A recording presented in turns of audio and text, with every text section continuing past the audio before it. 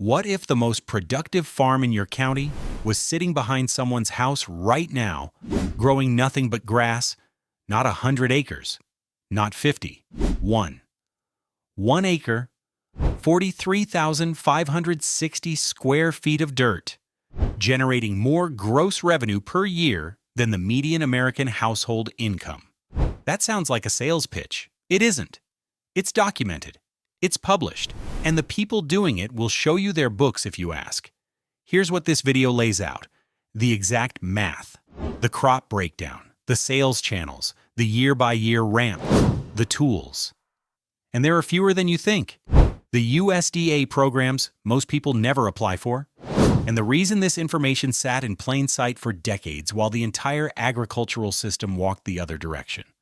By the end of this, you'll understand why 1 acre of intensive vegetables can out-earn 200 acres of commodity corn, why the economics aren't even close, and why none of this was ever explained to you in a way that made you want to start.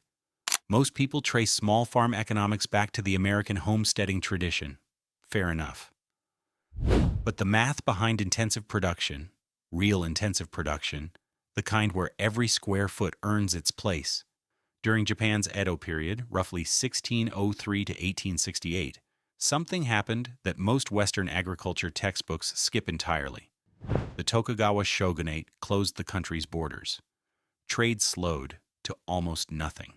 And a population of roughly 30 million people had to be fed almost exclusively from domestic production, on a landmass where only about 15% of the terrain was even farmable. The response was not expansion. There was nowhere to expand to. Instead, Japanese farmers developed what historians now describe as one of the most sophisticated intensive cropping systems the pre-industrial world ever produced. Raised bed culture, staggered succession planting, interplanting of nitrogen-fixing crops alongside heavy feeders, human and animal waste composting systems so precise that Edo-era Tokyo had a functioning market for it.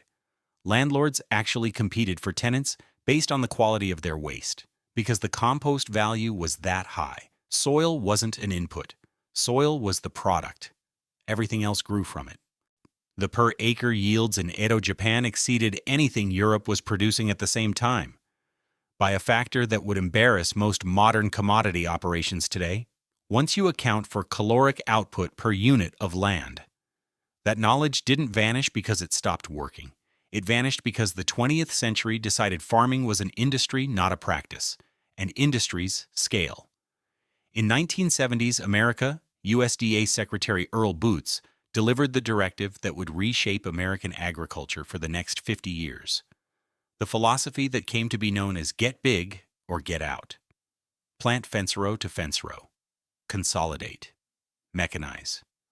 The small diversified operation, the kind that had fed communities for generations, was treated not as a model to support, but as a problem to solve. Extension offices shifted funding toward commodity research. Land-grant universities partnered with the companies selling the inputs, and the math of the small, intensive, high-value farm, math that worked, math that had always worked, simply stopped being taught. The knowledge didn't disappear. It just stopped being funded. Let's slow down here, because the numbers are where this gets real, and the numbers are where most people's assumptions fall apart. The average American commodity farm, corn, soy, wheat, generates somewhere between $400 and $600 per acre in gross revenue. That's documented by USDA Economic Research Service data. After input costs, equipment, fuel, and labor, many operations in that model run negative margins in difficult years. The 2022 Census of Agriculture found that approximately 80% of U.S. and farms earning under $100,000 in gross sales average just $1,600 in net cash farm income. $1,600 per farm per year. Now look at the other side. Jean-Martin Fortier, a real farmer in Quebec, running a real operation called Les Jardins de la Grelinette, documented gross revenues reaching $140,000 annually on 1.5 acres. His profit margin runs close to 50%. He feeds more than 200 families. He does it without a tractor. Curtis Stone, operating under the name Green City Acres in Kelowna, British Columbia, grossed $55,000 in his first year on half an acre, with startup costs of $7,000. His second year hit $78,000. After streamlining down to a third of an acre, his operation reached $110,000 in year 3. These are not projections. These are published harvest records. The per square foot math, once you run it, and you should run it, changes the way you see your property. A $50,000 target on 1 acre works out to roughly $960 per week. That's not a fantasy number. That's a Tuesday at the farmer's market for a well-run operation selling salad greens and microgreens at full retail. So here is what actually goes on that acre. Not theory, structure. Think of it as 3 decisions. And if you get these 3 right, the rest is execution. Most people start by asking what to plant. Wrong question. The first question is, what are you standing on? Every dollar this operation will ever generate passes through the top 12 inches of your soil. Or skip this, and you're fighting your own ground for 3 years. Get it right, and the ground starts working for you by season 2. What the industry gets wrong here is the assumption that fertility comes from a bag. Synthetic nitrogen gives you a green plant. It does not give you a healthy one. And it does not build the microbial community that creates long-term, self-sustaining soil structure. The kind of structure that holds moisture during drought, drains during heavy rain, and makes nutrients available to roots without you writing another check to the input supplier. Fortier's entire system begins with compost, not as a supplement, as the foundation. His operation applies roughly 20 to 30 tons of finished compost per acre per year. Research out of Rodale Institute, running since 1981, the longest-running side-by-side comparison of organic and conventional farming in North America, shows that biologically active soils can match or exceed conventional yields within the transition period and outperform them in drought years by significant margins. The Rodale data has been peer-reviewed. It's not a pamphlet. It's 4 decades of recorded field data. The investment here is time more than money. Compost, cover cropping, minimal tillage. A BCS walk-behind tractor with a power harrow, which runs under $5,000 for the unit, handles bed preparation on this scale without compacting your soil the way a full-size tractor would. That matters more than most beginners realize. This is where most 1-acre plans fall apart. People plant what they like to eat. That's gardening. This is a business. The crop mix for a $50,000 acre follows a hierarchy, and the hierarchy is ruthless. Days to maturity, yield per linear foot, price per pound, and number of rotations per season. 30% of your acre goes to greens and herbs, salad mix, arugula, spinach, basil, cilantro. These are your fastest-turning crops, 45 days or less from seed to sale.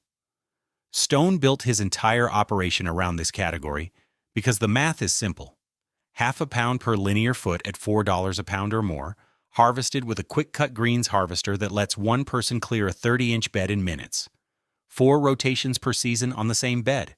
That's $16 per linear foot per year from a single bed of salad greens. 30% goes to specialty vegetables, cherry tomatoes, specialty peppers, our heirloom varieties that restaurants pay premium for. These take longer, 60 to 90 days. But the per-pound price is higher, and the market demand is less seasonal than you'd think if you're selling to chefs. 20% goes to garlic. This is your patience crop, your background earner. Planted in October, harvested the following July. But Rutgers Extension research documents yields of 6,000 to 12,000 pounds per acre and specialty hardneck varieties, Music, German White, Rocambole, sell at farmers markets for $8 to $15 a pound. A quarter acre of garlic, based on a University of Vermont Extension case study, generated $12,500 in gross sales from a single planting. The scapes alone are a bonus crop worth $8 to $15 per pound to restaurants. The remaining 20% is your flex space, microgreens grown indoors, season extension crops in hoop houses, perennial herbs that come back without replanting. Microgreens deserve special attention. The gross margins are staggering. A 60-square-foot growing area with vertical racks can produce 50 pounds every 2 weeks, selling at $20 per pound or higher. Documented operations report $30 to $50 per square foot per month in microgreens revenue. That's not field farming. That's manufacturing in your garage. 3 channels, always 3, never 1. 40% of your income comes from CSA subscriptions, community-supported agriculture. Members pay in advance, usually $400 to $700 per share for a 20-week season. 50 members at $500 each is $25,000 before you plant a seed. That's cash flow in January. That's your operating capital without a loan. USDA data shows CSAs accounted for $225 million in direct-to-consumer farm sales nationally. 35% comes from farmers markets. This is your retail window, highest margin per unit.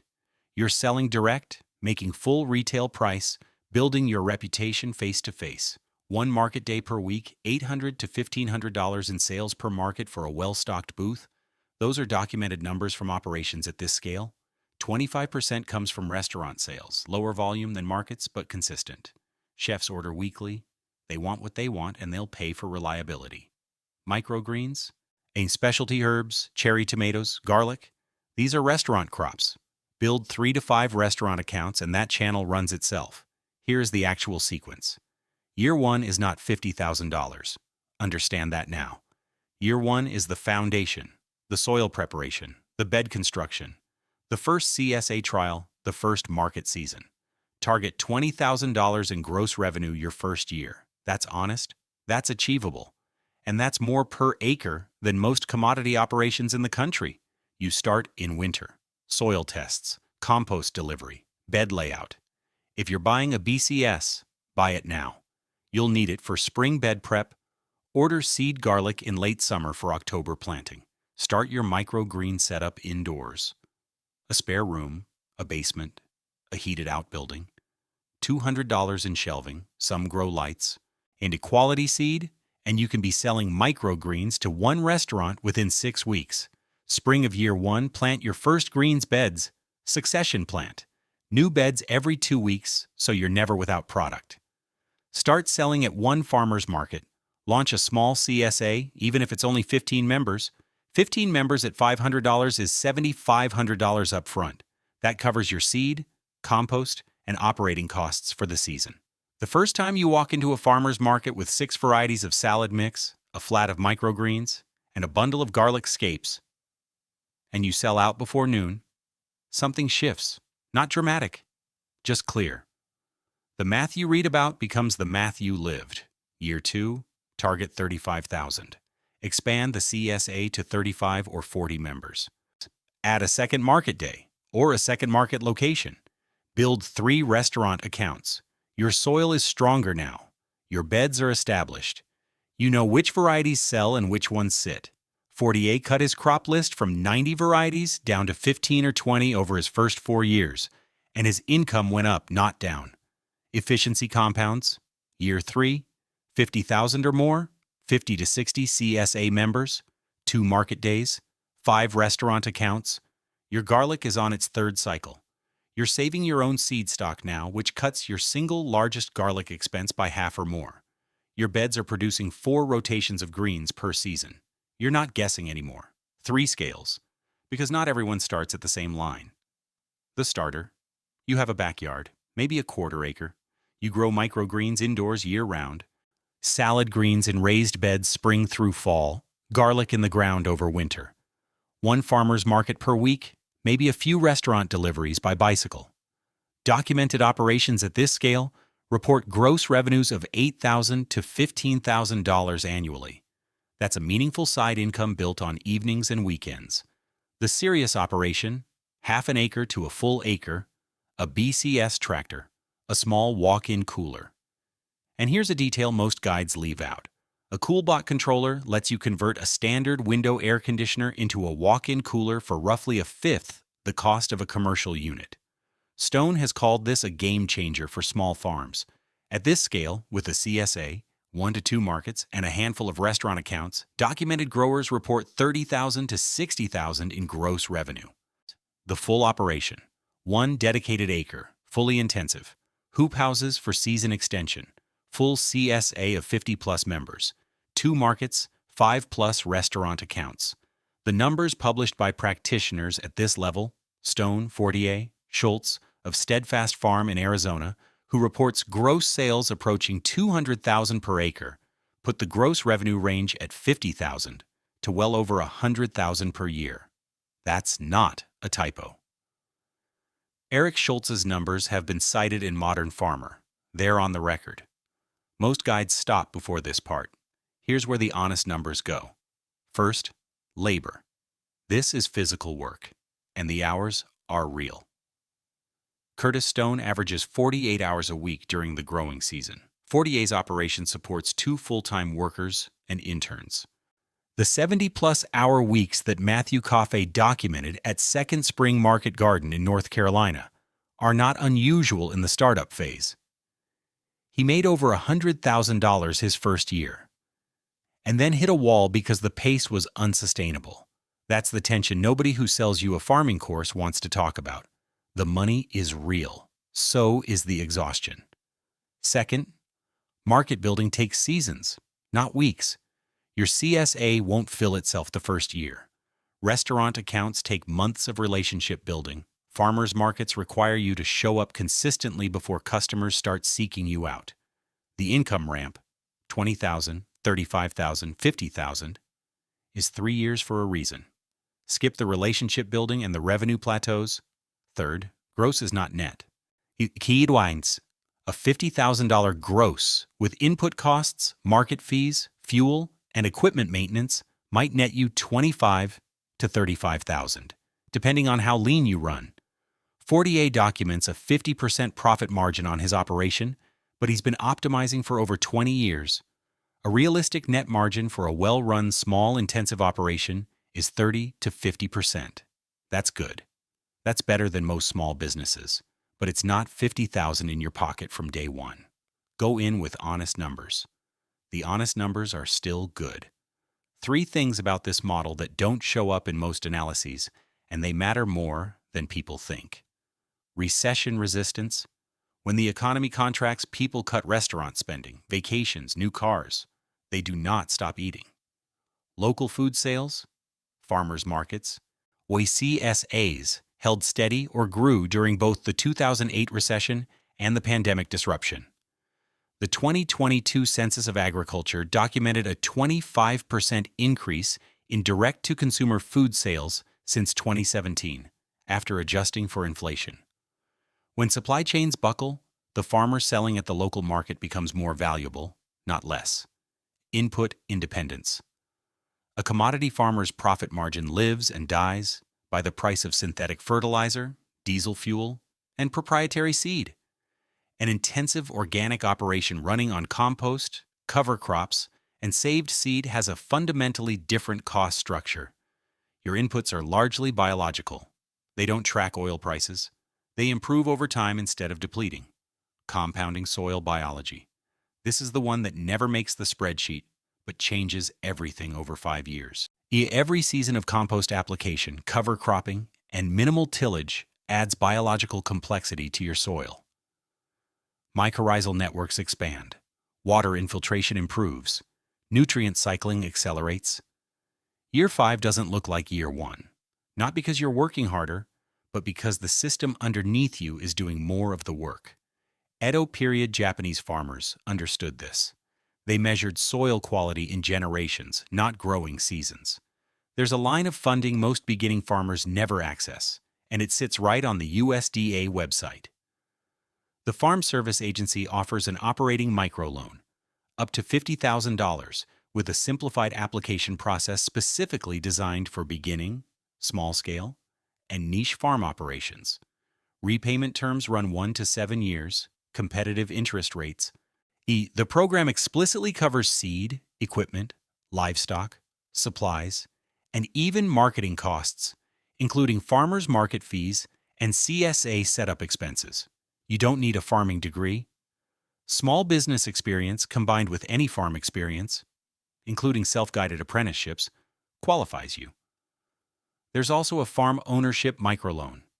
Same $50,000 cap with terms up to 25 years, and the larger direct farm ownership loan program goes up to $600,000 for land purchase. Exactly how many beginning farmers know these exist?